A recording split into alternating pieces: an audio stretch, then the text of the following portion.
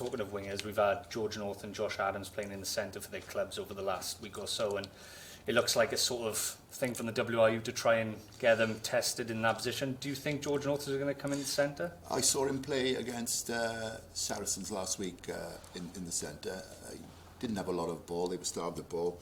I'm a big believer in pick centres to play centre. And obviously with Nick Tompkins and Will Rowlands, they were the surprise selections. Start with Nick Tompkins on the centre position again. He's played, I think it's 15 games this season for the Saracens. I know they're bottom of the table, but it's out of their own hands.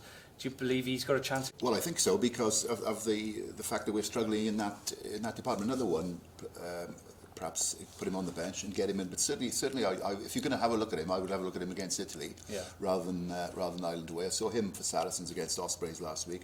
One of these players who does the basics right, nothing flashy, but does the basics pretty well.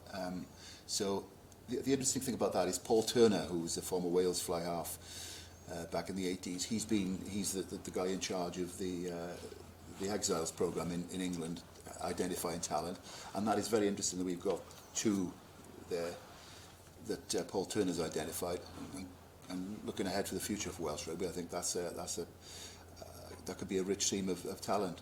And Will Rowlands that got picked, he's 6'8", 18, 19 stone. Are we going to see any game time for him, or is it just to give him that bit of experience, or, you know, because we have Jake Ball, Alan Wynne-Jones, Adam Beard, Corey Hill coming back. Can you see him breaking through into that second row slot? Probably not. If you play your strongest side, or if you play your strongest pack against Italy, you certainly need to play your strongest pack against Ireland. But he's, as Wayne Pivac said, it's about increasing the player pool. Really, he's no spring chicken. He's 28. He was Wasps Players' Player of the Season last season, which is always that's always something good to go by. I would have thought he'd probably. Again, it depends how the tournament pans out. If Wales win their first two games, if they beat Ireland away, and all of a sudden there's a Grand Slam on, maybe then Pivac will feel that he needs to go for his best side. If we lose in Ireland, and then perhaps the Scotland game at the end becomes a bit of a dead rubber, maybe you can have a look at him then.